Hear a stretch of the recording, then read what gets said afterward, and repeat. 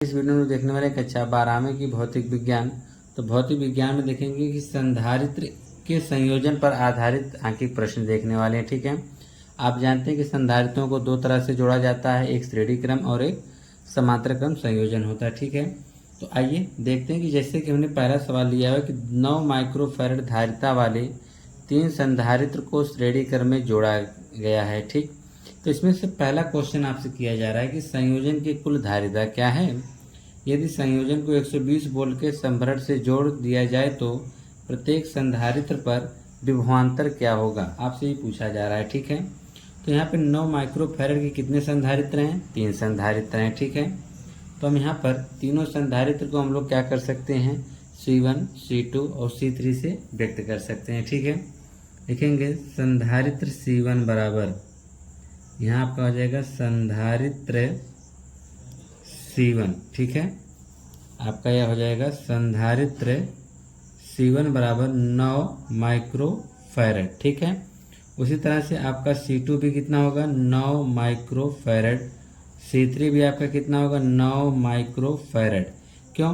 क्योंकि 9 माइक्रोफैरड के कितने संधारित्र हैं? 3 संधारित्र हैं। ठीक, हमने तीनों संधारित्र को लिख लिया। अब कहा कि इनकी, पहला सवाल कहा कि संयोजन की कुल धारिता क्या है, तो हम मान लेंगे कि माना संयोजन की कुल धारिता, माना संयोजन की कुल धारिता, संयोजन की कुल धारिता, तो कुल धारिता को हम मान लेते हैं C है। कुल धारिता कितनी है? C है। तो यहाँ पर हमको किस क्रम में जोड़ना है? श्रेणी क्रम में। तो श्रेणी क्रम का सूत्र क्या होता है? 1/C बराबर 1/C1 plus 1/C2 plus 1/C3 होता है। ठीक है, अब हम क्या करेंगे, तो हमारा हो जाएगा 1/C बराबर 1/C1 का मान कितना है, 9 प्लस 1/C2 का मान कितना है, 9। C3 का भी मान क्या है, 1/9 हो जाएगा। ठीक है, उसके बाद हमारा हो जाएगा 1/C बराबर, अगर इसके हर बराबर हैं तो अंश को हम जोड़ देते हैं, तो हो जाएगा 1 + 1 + 1 बराबर 3/9। अगर हम काट देंगे 3 से, 3 × 3, 3 × 9 हो जाएगा। ठीक है, यानी आपको मिला 1/C बराबर 1/3। त्रिया गुणा कर देंगे तो C बराबर यहाँ पे आपको मिलेगा C × C, 3 × 3 क्या मिलेगा, माइक्रोफैरड। यानी इतनी धारिता होगी। तो आपसे पहले सवाल में पूछा था ना संयोजन की कुल धारिता क्या है, तो संयोजन की कुल धारिता कितनी है? C बराबर 3 माइक्रोफैरड है। ठीक है, अब आपसे दूसरा सवाल पूछा है, तो यहाँ पर हम दूसरा सवाल लगा देंगे। अब इसी का दूसरा सवाल देखिए, यहाँ पे हम लगा देते हैं। ठीक है, क्या यदि संयोजन को 120 वोल्ट के संभरण से जोड़ दिया जा रहा है। ठीक है, यानी आपको यहाँ पर क्या कहा है कि 120 वोल्ट के संभरण से जोड़ा जाता है, तो प्रत्येक संधारित्र पे आपको विभव कितना होगा। तो यहाँ पर संयोजन का जो है कुल विभव दे रखा है। ठीक है, यानी विभव V बराबर आपको दे रखा है 120 वोल्ट। यह जो 120 वोल्ट दिया हुआ है ये पूरे संयोजन का है। ठीक है, अब लेकिन हमको पूछ रहा है कि प्रत्येक संधारित्र, और आप जानते हैं कि श्रेणी क्रम में क्या होता है, विभव बढ़ जाता है, आवेश समान रहता है। तो हमको विभव निकालना है कितना कितना होगा, तो हमको ये पता है कि टोटल जो हमारा क्या कहते हैं धारिता है, हमने टोटल धारिता निकाला है कितनी, 9 माइक्रोफैरड, और टोटल विभव कितना है, 120 वोल्ट। तो इसीलिए हम आवेश निकाल देते हैं। क्या निकाल देते हैं? आवेश। तो निकालेंगे आवेश C बराबर, हमको नहीं पता है। हमने आवेश क्यों निकाला? क्योंकि हम जानते हैं कि जब हम लोग श्रेणी क्रम में जोड़ते हैं तो उसमें आवेश क्या होते हैं, प्रत्येक संधारित्र पर समान होते हैं। ठीक है, तो हम यहाँ से जब आवेश निकालेंगे तो देखिए क्या होने वाला है। जब आवेश को निकालेंगे तब देखिए, तो यहाँ से निकालेंगे आवेश Q बराबर होता है, सॉरी गलती हो गया, C लिख दिए थे। आवेश Q निकालना है तो हम जानते हैं कि जो है Q बराबर आपका होता है CV। तो यहाँ पे आप देखेंगे C का मान हमने कितने निकाला है, 3 माइक्रोफैरड है। ठीक है, तो इसको अगर हम कन्वर्ट कर देंगे मीटर में तो हो जाएगा 3 × 10⁻⁶, यह मीटर हो जाएगा। और गुणे में आपका विभव कितना है, विभव है 120 वोल्ट, तो हमने 120 वोल्ट कर दिया। तो गुणा कर दीजिए, Q बराबर 12×3 = 36, 360 गुणे 10 की पावर माइनस 6 कूलाम हो जाएगा। तो इसका यह निष्कर्ष निकला कि प्रत्येक जो है आवेश पर इतना है, ठीक है। अब उसके बाद देखिए क्या होता है, यानी प्रत्येक संधारित्र पर आवेश कितना है, 360 गुणे 10 की पावर माइनस 6 कूलाम है। तो अब यहाँ से हम यह देखने वाले हैं कि आगे सवाल आप कैसे लगा सकते हैं। तो यहाँ पर 10 की पावर माइनस 6 कूलाम दे दिया है, ठीक है। अब उसके बाद हम यह करेंगे, निकालेंगे प्रत्येक, बोला है ना कि प्रत्येक संधारित्र पर विभव क्या होगा।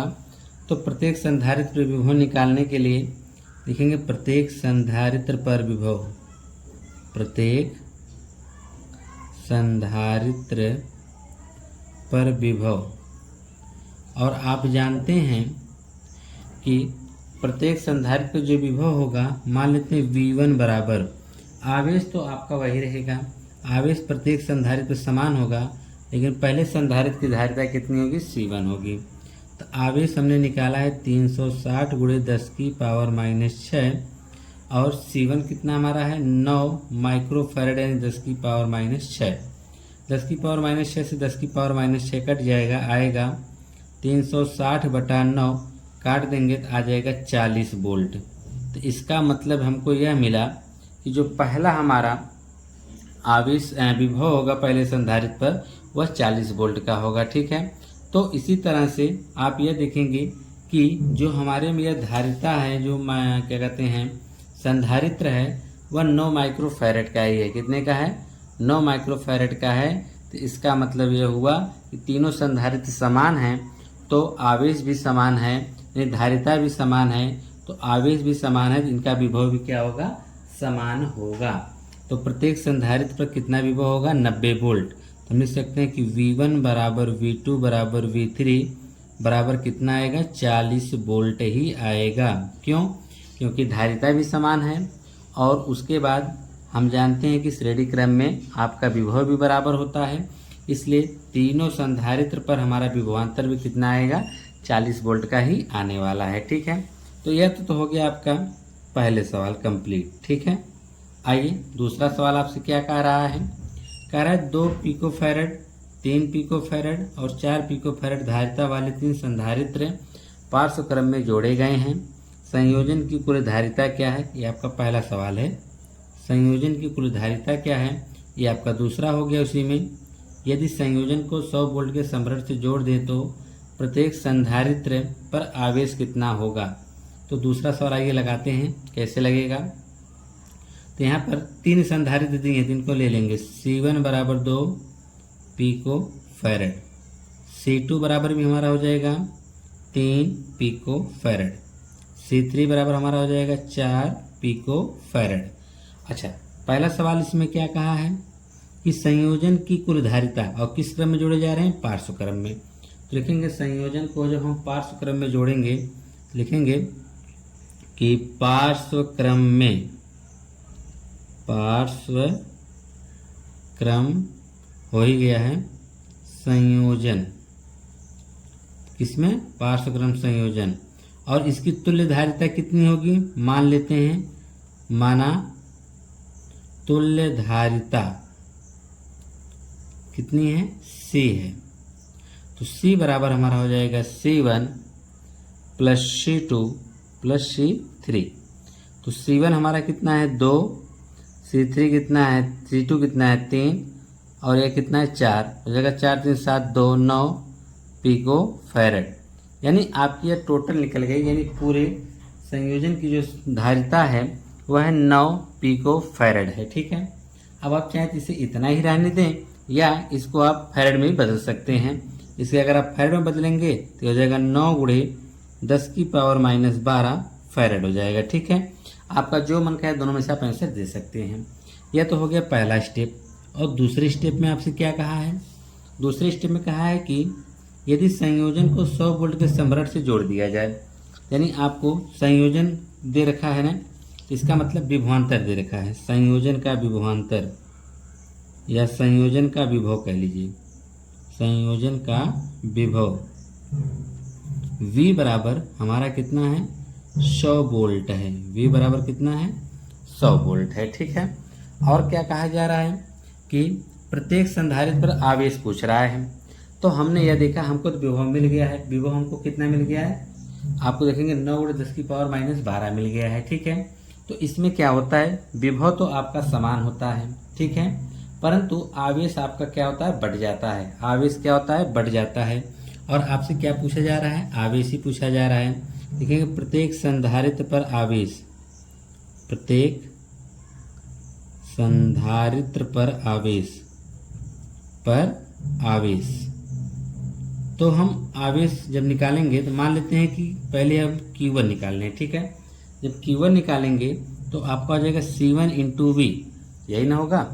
C1 का मान कितना है, 2 पिको फैरेड, यानी 2 गुणे पिको फैरेड को फैरेड में बदलेंगे हो जाएगा 10⁻12 गुणे वोल्ट कितना है, यानी विभवांतर कितना है, 100। ठीक है, तो इसको जब हल करेंगे तो यह 2 तो रहेगा ही, 100 का मतलब 10⁻2 होती है। ठीक है, कितनी होती है, 10⁻2 होती है, और यह 2 घात प्लस में हो गई, तो इसकी घात को माइनस कर देगी, यानी आ जाएगा 10⁻2 कूलाम हो जाएगा। ठीक है, 2 गुणे 10⁻10 कूलाम हो जाएगा। पहले पर इतना आवेश होगा, और दूसरा आवेश जो हमारा Q2 होगा वह C2 × V होगा। C2 यानी दूसरा विभव हमारा कितना है, 3 पिको फैरेड, 3 गुणे 10⁻12, विभव कितना है, 100। सेम वही चीज़ होगा, 3 गुणे 2 घात प्लस में है, इसको जोड़ेंगे तो एक घाते जुड़ने बजाय क्या होगी, घट जाएगी, आएगा 10⁻10 कूलाम आ जाएगा। ठीक है, यह हमने क्या निकाल लिया, Q2।